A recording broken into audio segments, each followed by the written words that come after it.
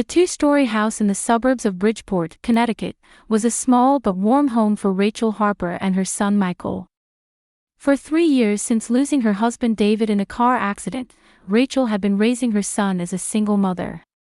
Working as a manager at the local family restaurant, Sunnyside Cafe, she wasn't wealthy, but she was content with the peaceful life she shared with Michael. 10-year-old Michael was a boy with brown eyes inherited from his father and a friendly smile. He had many friends at school and played as a pitcher on the baseball team. For Rachel, her son was everything in her life, and the time they spent together at dinner and helping with homework was an irreplaceable treasure. However, about 6 months ago, Michael's health began to show concerning changes. At first, it was mild stomach pain. Sometimes he would rest in the school nurse's office and come home feeling fine. Rachel thought it was something temporary, common during growing years.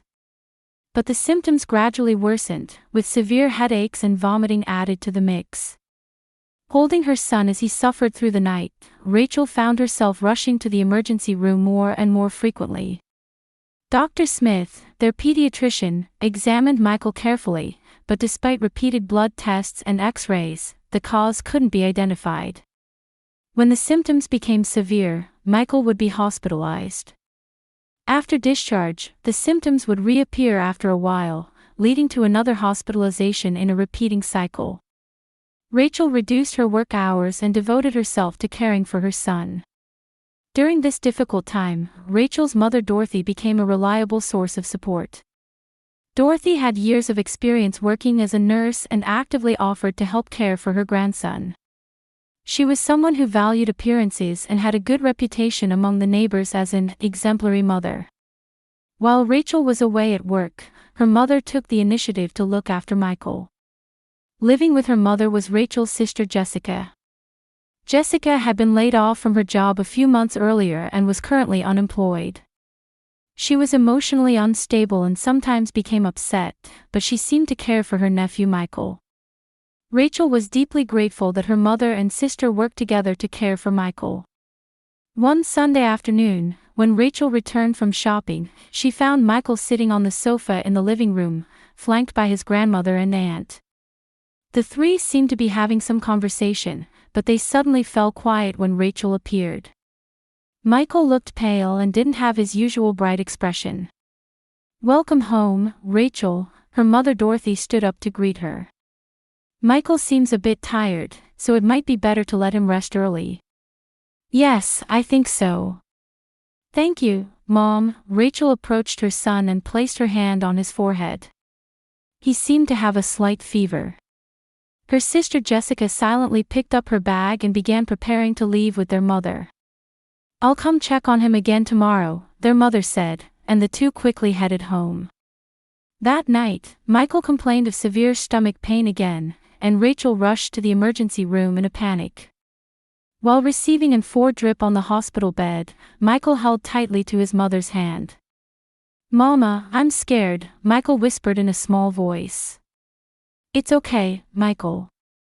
Mama is here with you," Rachel answered, gently stroking her son's hair. But deep inside, her anxiety about her son's unexplained illness was growing day by day. The next morning, after spending the night at the hospital, Rachel's mother and sister appeared with worried expressions. "How was it?" her mother asked. "He seems a little better. But the doctor still doesn't know what's causing it," Rachel answered with a tired expression. "We're here for you, so don't worry," Jessica said in a gentle voice. "Rachel, you have work to do, so leave it to us." While grateful for her family's support, Rachel felt an inexplicable unease deep in her heart. As Michael's hospitalizations continued to repeat, Rachel began to notice a strange pattern. Almost without fail, her son's condition would worsen after her mother and sister visited. At first, she thought it was coincidence, but as it happened repeatedly, she began to question whether the timing was too frequent to be mere chance. One Tuesday evening, when Rachel returned from work, she found Michael lying on the sofa. His face was pale, and sweat beaded on his forehead. "What's wrong, Michael?" Rachel rushed to her son in alarm. Grandma and Aunt Jessica were here. But then I started feeling sick, Michael answered in a weak voice. Did they already go home? Yes. When I said I felt sick, they left right away. Rachel placed her hand on Michael's forehead. He didn't seem to have a fever, but his expression showed signs of anxiety. That night, Michael vomited again, and he had to miss school the next day. When the weekend came, her mother and Jessica visited again. How is Michael doing? Her mother asked with concern. He's been feeling a bit better since yesterday, Rachel replied, and Jessica made a suggestion. Since we'll be with Michael, why don't you go shopping or something, Rachel? You must be exhausted from all the caregiving. Rachel was indeed tired. She thought it would be fine to leave them with family for the time it took to go to the nearby supermarket. Well then, I'll ask you to watch him for about an hour. While selecting groceries at the supermarket, Rachel enjoyed having some time to herself for the first time in a while. But when she finished shopping and returned home, once again Michael's condition was strange. This time he was complaining of severe stomach pain. What happened? He was fine just a little while ago, Rachel said in surprise, and her mother shook her head. He suddenly started having pain. Children's health can change quickly. That evening, while staying with Michael at the emergency room, Rachel found herself deep in thought. The timing was too good, or rather, too bad. Was it really just coincidence that her son became ill every time her mother and sister visited? The following week, when Michael had temporarily recovered, Rachel created an opportunity to talk with her son alone. Michael, how do you feel when Grandma and Aunt Jessica come over? Michael thought for a moment, then answered in a small voice, Aunt Jessica scares me. Scares you? Why? I don't really know, but the way she looks at me is scary. And when Mama isn't here, she says strange things. Strange things like what? Michael hesitated. She told me not to tell Mama. Rachel's heart began to race. Michael, you can tell Mama anything. You don't need to keep secrets. But Michael wouldn't say anything more. He showed a fearful expression and tried to change the subject. Rachel didn't press her son further, but her suspicions were approaching certainty. That night, Rachel researched various things on the internet. Signs of child abuse, the effects of psychological abuse, and the concealment of abuse by family members. The more she read, the more shocked she became at how Michael's symptoms and situation matched. Having made up her mind, Rachel purchased a small hidden camera.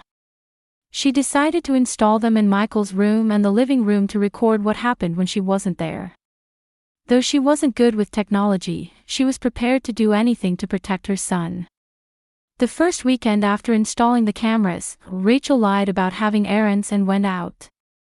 She actually spent time at a nearby cafe and returned home several hours later. Her mother and sister greeted her with their usual kind smiles, but Michael had shut himself in his room. That night, Rachel checked the recorded footage. The first hour passed without incident. However, in the footage from 30 minutes after Rachel had left, she witnessed a shocking scene. Jessica was hurling harsh words at Michael. It's because of you that Rachel is suffering. Pretending to be sick to get attention. Your father disappeared because you're a bad child. Michael cried and denied it, but Jessica continued the verbal abuse mercilessly. Even more terrifying, when her mother Dorothy came out of the room and saw the scene, she didn't try to stop it. Instead, she said, Jessica is right. You need to be a better child, adding to Jessica's actions. The footage continued. There was a scene where Jessica grabbed Michael's arm tightly, digging her nails in. Even when Michael cried out in pain, the two women laughed. And the most shocking part was when Jessica brought something from the kitchen and tried to make Michael drink it. Michael resisted, but their mother forcibly held him down while Jessica made him drink the liquid. Immediately after that, Michael began complaining of stomach pain. In the footage, Jessica and their mother wore satisfied expressions. Rachel closed the laptop with trembling hands. Tears wouldn't stop flowing. To think that her own mother and sister had been doing such cruel things to her beloved son. She didn't want to believe it, but the evidence was right in front of her. The next morning, Rachel took time off work to visit a law office. She explained the situation to Anderson, a lawyer specializing in family law, and showed him the recorded footage. "This is clearly child abuse," Attorney Anderson said with a stern expression. "Not only physical abuse, but psychological abuse, and possibly the use of some kind of drugs. You should immediately report this to the police and Child Protective Services." "But they're my mother and sister," Rachel was confused. "Blood relations don't matter. Your child's safety is the top priority. Let's gather more evidence and take proper legal action." Rachel followed the lawyer's advice and decided to first keep detailed records. She organized Michael's symptoms, the dates and times of her mother and sister's visits, and the hidden camera footage. At the same time, she decided to consult with Dr. Smith, Michael's attending physician. When she showed the footage to Dr. Smith at the hospital, the doctor's expression became serious. "This explains why Michael's symptoms have been so inconsistent. There's a possibility of drug poisoning.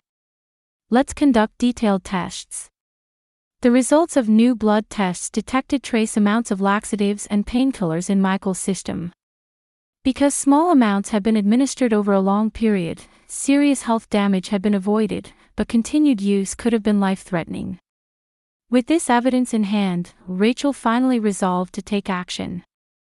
To protect her beloved son and for the sake of justice, she decided to fight.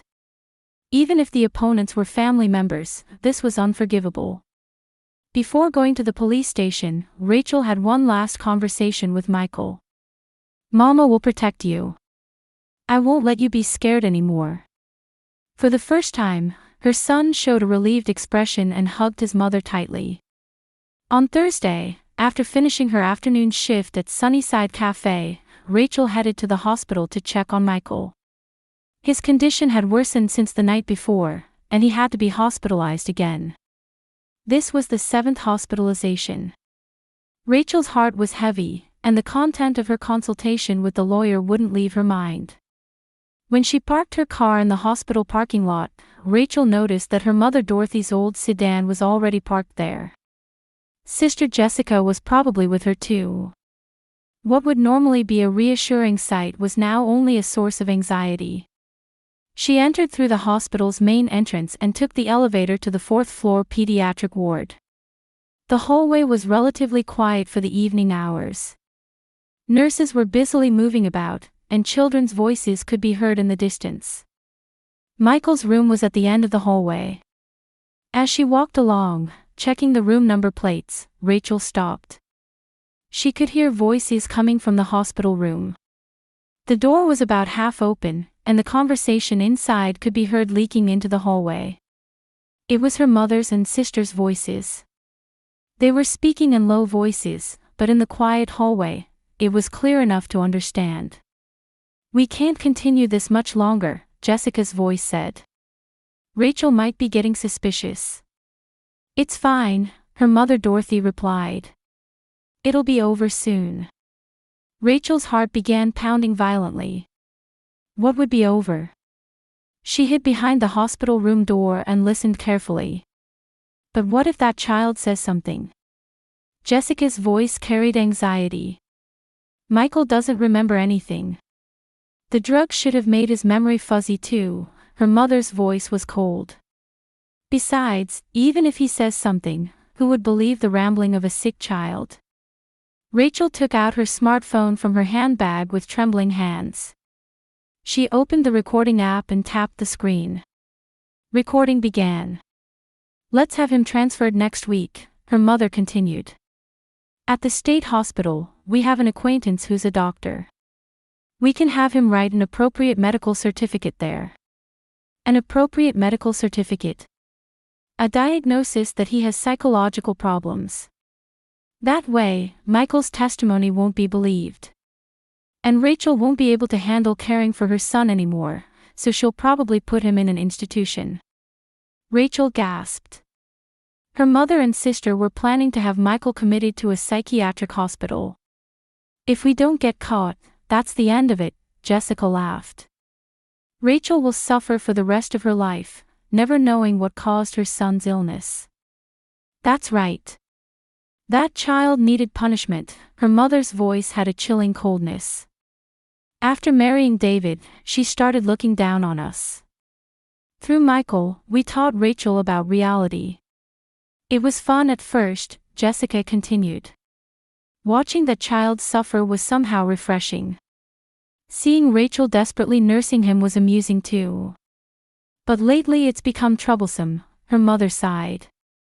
We have to increase the drug dosage to get results, and Rachel is starting to get suspicious. Let's finish this quickly. Rachel felt tears streaming down her cheeks. To think that her own mother and sister were such cruel people. They had been using her son's suffering as revenge against her. What about the medical records?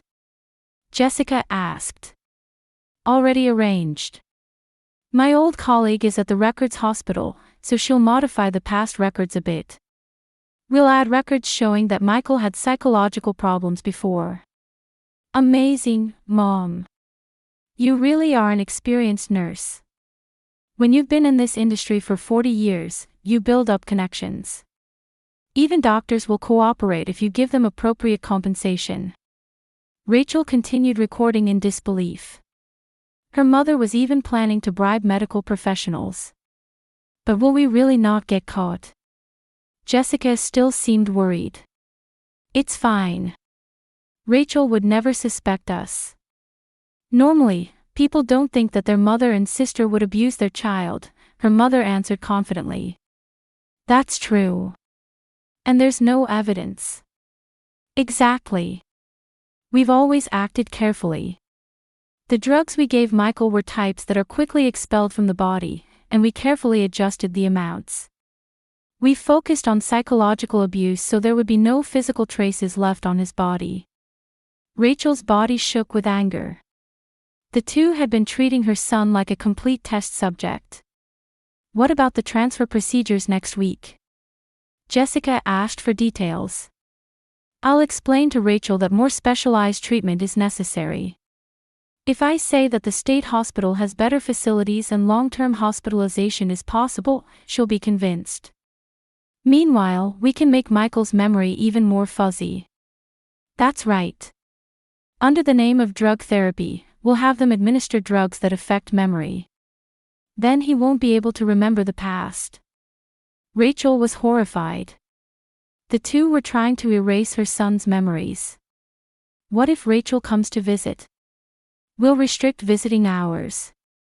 If we explain that because he's psychologically unstable, contact with family should be limited, Rachel will understand. Eventually, Michael might even forget about Rachel. The two women's laughter echoed in the hallway. Rachel felt nauseous. But just in case, let's take out some insurance, her mother continued. If Rachel notices something, we'll prepare evidence to question her mental state.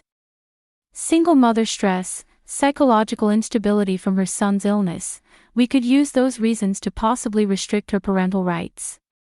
That's a brilliant idea, Jessica was impressed. Then we would become Michael's guardians. Exactly. And we'll put him in an appropriate facility, and we'll be free. We'll let Rachel carry the grief of losing her son for the rest of her life. Rachel had reached her limit. While continuing to record, she quietly left the area. She couldn't enter the hospital room. If she saw her son, she would surely lose control of her emotions. She took the elevator down to the first floor and went outside the hospital. Sitting in her car in the parking lot, she stopped the recording. It was a 15-minute recording. Her mother and sister's horrifying plan was all recorded. Rachel dialed the lawyer's phone number with trembling hands. Anderson speaking. This is Rachel Harper. It's an emergency. Can I see you right away? What happened? I got decisive evidence. I recorded a conversation between my mother and sister. They're trying to put my son in a psychiatric hospital and erase his memory. She could hear the lawyer gasp on the other end of the phone. Please come to the office immediately.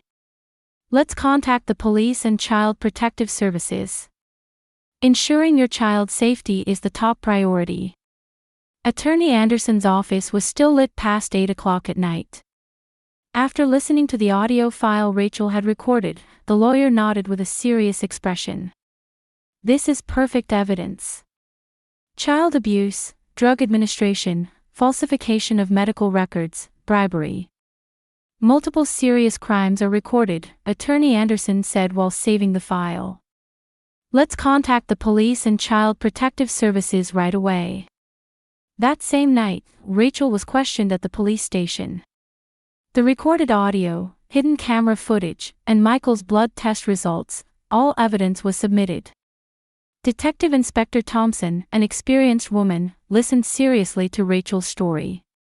Ma'am, you took very courageous action, Inspector Thompson said in a gentle tone. First thing tomorrow morning, we'll take protective measures for your child. And we'll request arrest warrants for the perpetrators. The next morning, Rachel headed to the hospital. Ms. Miller, a social worker from Child Protective Services, accompanied her. Michael seemed to be feeling better than the night before. Mama. Michael sat up in bed and looked at his mother. Michael, it's okay now. Mama has solved everything, Rachel gently embraced her son. Ms. Miller spoke gently to the child. Michael, you've been through very scary experiences. But you're safe now. The people who did bad things will never hurt you again. At that moment, the hospital room door opened. Her mother Dorothy and sister Jessica entered. The two saw the unfamiliar woman next to Rachel and showed wariness. Rachel, who is this person? Her mother asked. This is Ms. Miller from Child Protective Services, Rachel answered quietly. I had some consultation about Michael's case. Jessica's face changed color. Consultation about what? At that moment, two police officers appeared in the hospital room. Inspector Thompson and her partner, Detective Johnson. You are Dorothy Williams and Jessica Williams, correct? Inspector Thompson said in a stern voice. You are both under arrest on suspicion of child abuse. Her mother and Jessica's faces turned pale. What are you talking about? Her mother protested in a trembling voice. Yesterday evening, a conversation in this hospital room was recorded. Inspector Thompson took out recording equipment.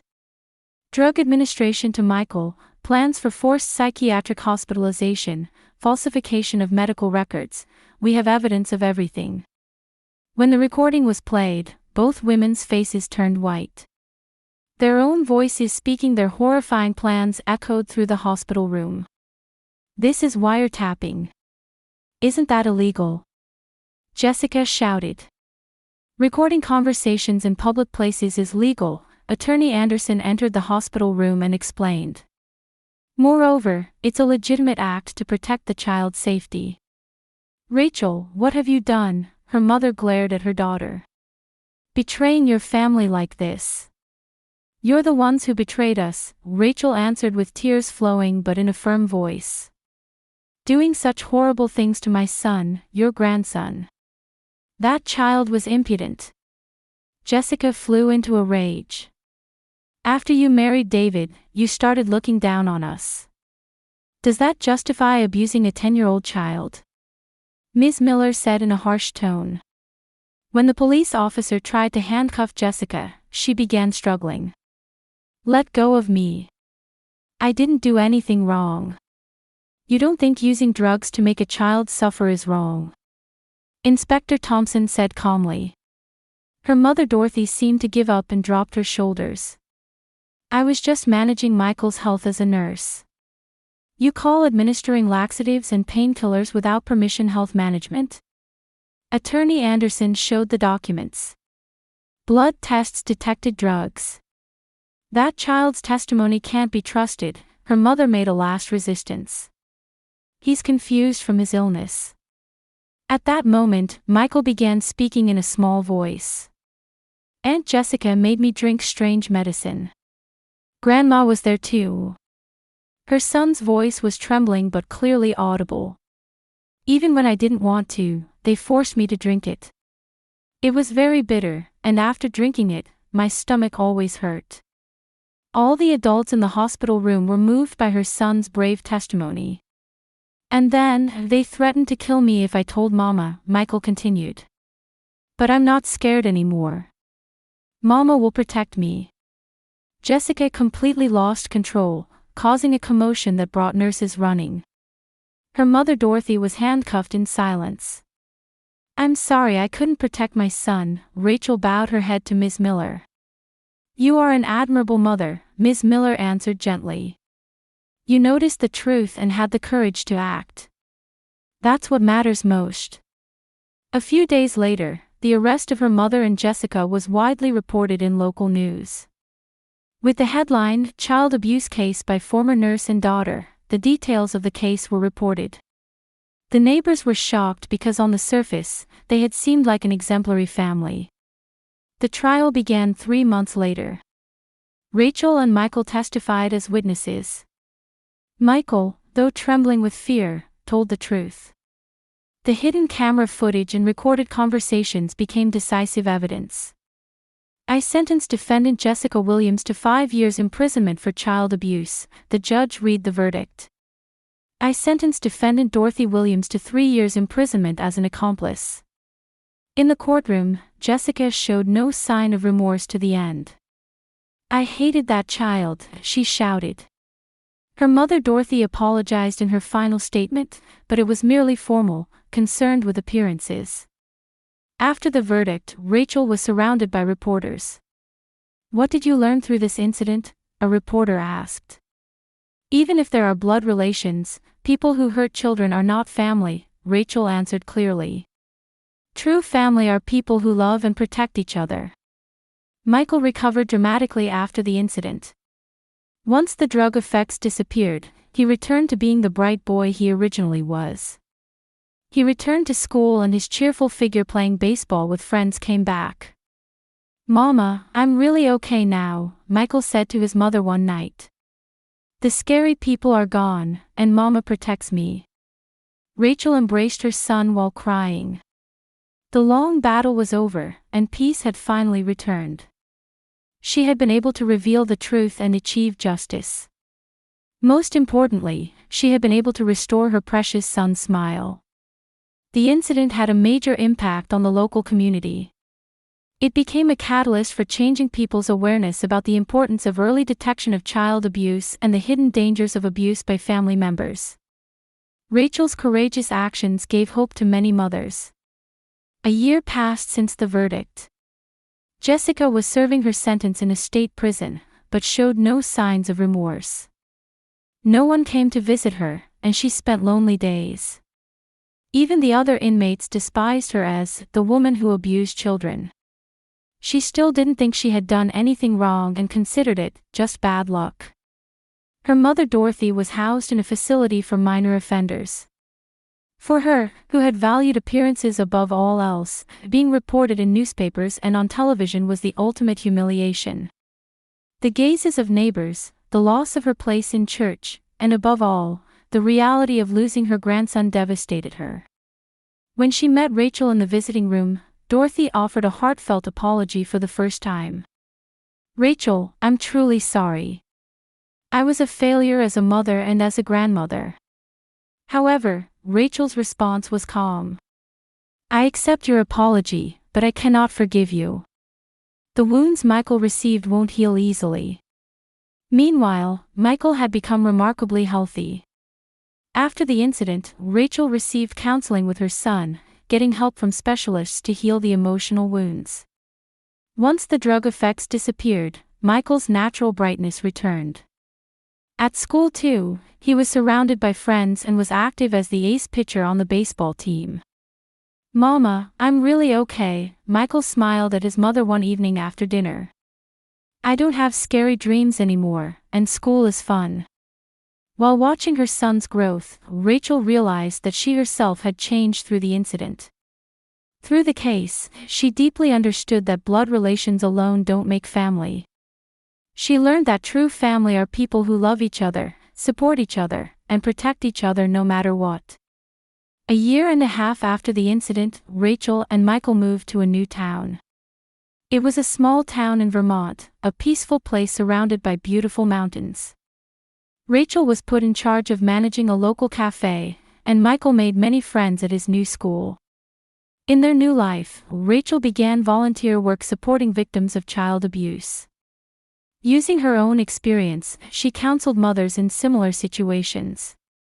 At monthly support group meetings, Rachel's testimony gave hope to many people. At first, I couldn't bring myself to suspect my family, Rachel spoke to the gathered mothers. But I learned that the child's safety is most important. Even if there are blood relations, people who hurt children are not true family. One of the participants asked, "How were you able to find the courage?" "I wanted to protect my son's smile, that was my sole motivation," Rachel smiled. A mother's love gives you the strength to overcome any difficulty. Michael also sometimes participated in abuse prevention lectures at school. He conveyed to children his own age the importance of consulting with adults when scary things happen.